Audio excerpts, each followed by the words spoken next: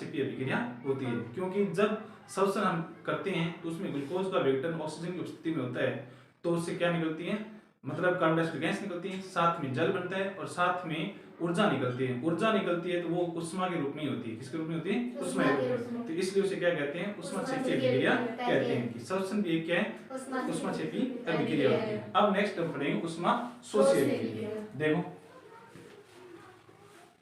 Board में पढ़ लेते पहले। श्वसन एक उष्मा क्षेपी रासायनिक अभिक्रिया है, क्योंकि इसमें भी ऊर्जा या उष्मा उत्पन्न होती है।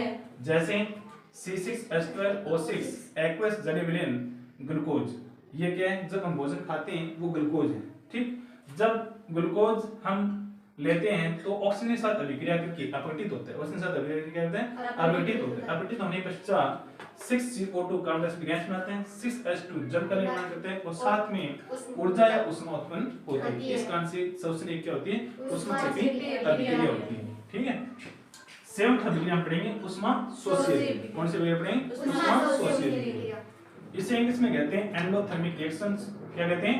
एंडोथर्मिक रिएक्शन कहते हैं। तो इसकी परिभाषा लिखी हुई इसमें, ऐसी अभिक्रियाएं जिनमें उष्मा अवशोषित या ग्रहण होती हैं उष्मा शोषी अभिक्रियाएं कहलाती हैं। मतलब ऐसी अभिक्रियाएं जिनमें उष्मा अवशोषित या ग्रहण होती है तो उन्हें क्या कहते हैं? उष्मा शोषी अभिक्रियाएं कहते हैं। उदाहरण के लिए इसमें लिखा हुआ है नाइट्रिक ऑक्साइड गैस का बनना। नाइट्रिक ऑक्साइड गैस बनती है तो उसमें क्या चाहिए? उष्मा ग्रहण होती है। क्या होती है उसमें? उष्मा ग्रहण होती है या ऊर्जा ग्रहण होती है। जैसे देखो N2 नाइट्रोजन गैस के रूप में, O2 गैस।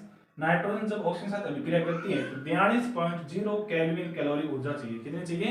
42.0 केल्विन कैलोरी ऊर्जा चाहिए। इसके साथ अभिक्रिया करके क्या होना है? 2NO नाइट्रिक ऑक्साइड का निर्माण करते हैं। तो ये कौन सी, मतलब इसमें 3 से पहले ऊर्जा अगर आ जाती है, उसमें आ जाती है तो वो कौन सी होती है? अवशोषित करने वाली।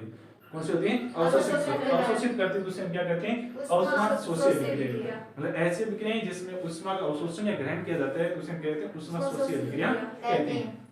दूसरा उदाहरण इसका फॉस्फोरस पेंटाक्लोराइड। फॉस्फोरस पेंटाक्लोराइड मतलब PCl5। PCl5 का जब उसमें विघटन करेंगे, मतलब उष्मा देकर उसको तोड़ेंगे तो उससे क्या उष्मा उसके अंदर ग्रहण हो जाएगी तो उसके कारण उसका विघटन होता है। देखो कैसे? PCl5 गैस प्लस उष्मा कि मतलब PCl5 फॉस्फोरस पेंटाक्लोराइड को उष्मा दी तो ये क्या हो जाएगा? टूट जाएगा। PCl3 गैस, PCl3 गैस मतलब phosphorus trichloride plus chloride gas प्राप्त होती है। तो फॉस्फोरस पेंटाक्लोराइड को तोड़ने के लिए उष्मा चाहिए और उष्मा इसने ग्रहण कर ली और ग्रहण कर ली तो कौन सी अभिक्रिया हुई? उष्मा शोषी अभिक्रिया हो गई। अब आती है तीसरी, जलवाष्प तथा कार्बन की अभिक्रिया से जल गैस। जल गैस को इंग्लिश में कहते हैं वाटर गैस का बनना। क्या कहते हैं? वाटर गैस का बनना। वाटर गैस क्या होती है? Carbon monoxide plus H2O, carbon monoxide plus H2O, उस सम्मिश्रण को हम क्या कहते हैं? वाटर गैस कहते हैं, जल गैस कहते हैं। तो इसके लिए भी क्या होती है? ऊर्जा की आवश्यकता होती है। कार्बन प्लस जल H2O गैस गैस होती है। जल अगर जब गैस के रूप में होता है उसे कहते हैं जलवाष्प। क्या कहते हैं? जलवाष्प कहते हैं। इसके लिए 131.4 किलो जूल ऊर्जा चाहिए। कितनी? 131.4 किलो जूल ऊर्जा इसको चाहिए। और कार्बन जल के साथ अभिक्रिया करके जलवाष्प के साथ अभिक्रिया 131.4 किलो जूल ऊर्जा लेकर क्या बनाया? Carbon monoxide plus H2, carbon monoxide plus H2, इसे क्या कहते हैं? जल गैस कहते हैं। क्या कहेंगे इसको? जल गैस कहते हैं। आज हम इतना ही पढ़ेंगे, नेक्स्ट स्लाइड में और इससे आगे पढ़ेंगे। थैंक्स।